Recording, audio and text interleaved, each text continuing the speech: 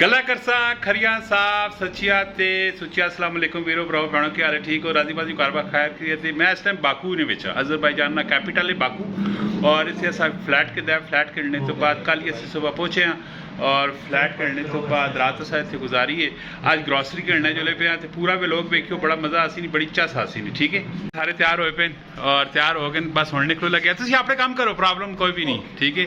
और जवान जड़े वो आर रेडी थोड़ निकल के बाकू आसे तुम वेखो जी और फिर उस तो बाद मार्केट भी बाकू नहीं दसने हैं सारिया चीज़ा तुसा दसा और बड़ा मज़ा आसी बड़ी चस आसी तुसा ठीक है जी ये असा कल फ्लैट के दाए डन हो गया Arif Khan you are ready okay thank you ready ready very good ready boy ready ready okay okay ji काजम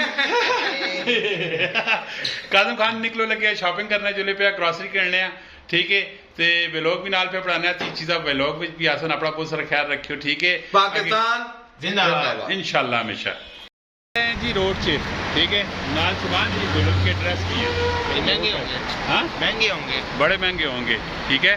साथ में आपको बल्कि पंजाबी जी गल कर रहा जी क्या उर्दू तो मेरे को गल का कराना है मैं तो उर्दू में ही करूंगा करो जी चेक करो बाकू ने रोड चेक करो माशाल्लाह तुसा मज़ा आवन सी चस आवन सी हर चीज़ साफ सुथरी मज़े नहीं ठीक है थोड़ा जहा 2 कदम ने फासले ते निज़ामी स्ट्रीट है देखिए जी रोड क्रॉस करने मारो ना इतने सिग्नल की जरूरत पैनी है इस तरह नहीं होना है कि तुन बन बेवंजा किया गड्डियां डिस्टर्ब किया अपनी जानियां डिस्टर्ब किया इतने कायदे कानून प्रॉपर तुसा फॉलो करना पैना सिग्नल असा पैदल वाला यानी कि बंद होया पाया क्यों आरिस खान क्या आखने हो एक गल मैं जी की सही की थी रूल होने चाहिए हमारे मन में तो कोई रूल नहीं है कल देखे ना वो डंपर वाला हादसा हुआ है रूल होते कोई डंपर नजर आ रहा चेक करें जरा पीछे रोड पे डंपर कोई भी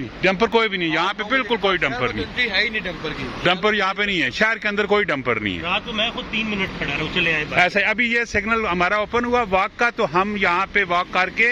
यानी कि रोड क्रॉस कर सकते हैं अदरवाइज नहीं कर सकते जी ब्रावो की मार्केट है प्रॉपर यहाँ पे आप सारी शॉपिंग वगैरह कर सकते हैं